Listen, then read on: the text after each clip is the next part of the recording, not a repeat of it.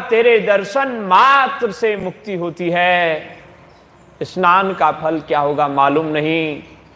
ऐसा कहकर के कितनी बड़ी गंगा के प्रति श्रद्धा रही होगी, बस गंगा जी का स्मरण करके नाम लेते ही उनका शरीर वहीं पूरा हो गया। गंगा जी तक पहुंच नहीं पाए, शरीर नहीं पहुंच पाया, वो तो पहले से ही गंगा में समाये हुए थे। तो ये है भगवती गंगा की महिमा। दर्शन मात्र से भगवती गंगा जीव का उद्धार करने वाली हैं। ऐसा बताया गया है, सर्व तीर्थमयी गंगा, सभी तीर्थों में गंगा जी श्रेष्ठ हैं। सारे तीर्थ गंगा जी में हैं। गंगा जी में स्नान कर लिया तो समझ लो सारे तीर्थों में स्नान कर लिया। और सर्व शास्त्रमयी गीता, पढ़ने तो चाहिए बहुत सारे ग्रंथ, समय नहीं था, घर गृहस्थी में थे, नहीं निकाल पाए। भगवत गीता का चिंतन कर लिया, बस सारे शास्त्रों का सार इसमें आ गया। आपने सारे शास्त्रों को पढ़ लिया।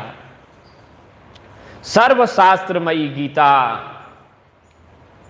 सर्वदेवमयो हरिहि, सभी देवताओं की उपासना करना बड़ा कठिन होता है,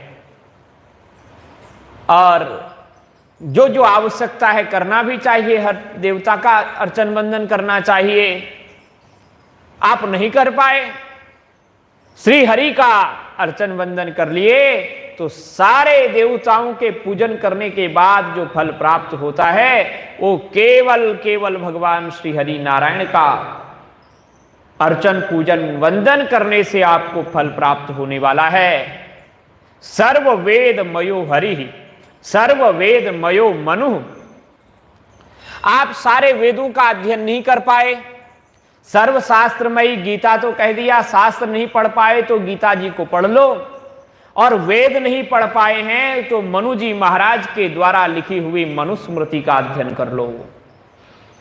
मनु जी महाराज के द्वारा लिखित जो ग्रंथ है उस वेदों का सार सर्वस्व है।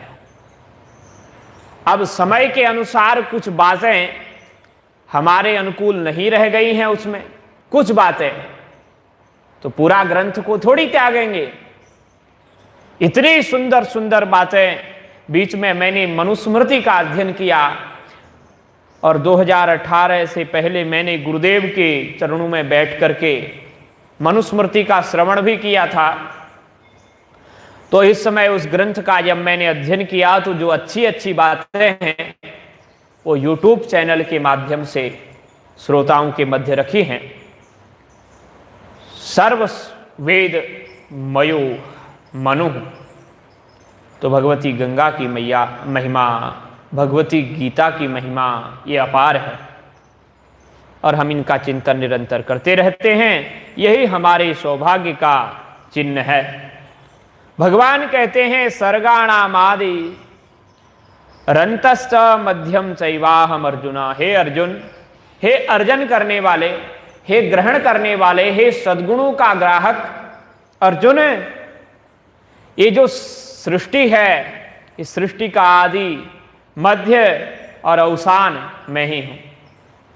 आदि मध्य और अंत सर्वत्र मैं हूं, मैं ही विराजमान हूं। इससे पहले भी भगवान ने 20वें श्लोक में बताया था कि मैं ही सर्वत्र व्याप्त हूं, और यहां पुनः बता रहे हैं अहमादिश्च मध्यम च भूतानामंत एव च। भगवान ने कहा था संपूर्ण भूतों का आदि मध्य और अंत मैं ही हूं। तो जितने संपूर्ण भूत हैं सृष्टि में, प्राणी हैं, उनके आदि अंत और मध्य में भगवान ही हैं, और सृष्टि के भी आदि और मध्य अंत में भगवान ही हैं। भगवान के अतिरिक्त कुछ नहीं है। बोलो राधे। तो भगवान के अतिरिक्त कुछ नहीं है, सब जगह भगवान है। ये भगवान अपनी सर्वव्यापकता सिद्ध कर दिए कि नहीं कर दिए? भगवान के अतिरिक्त कुछ भी नहीं है। अध्यात्म विद्या विद्यानाम वादः प्रवदता।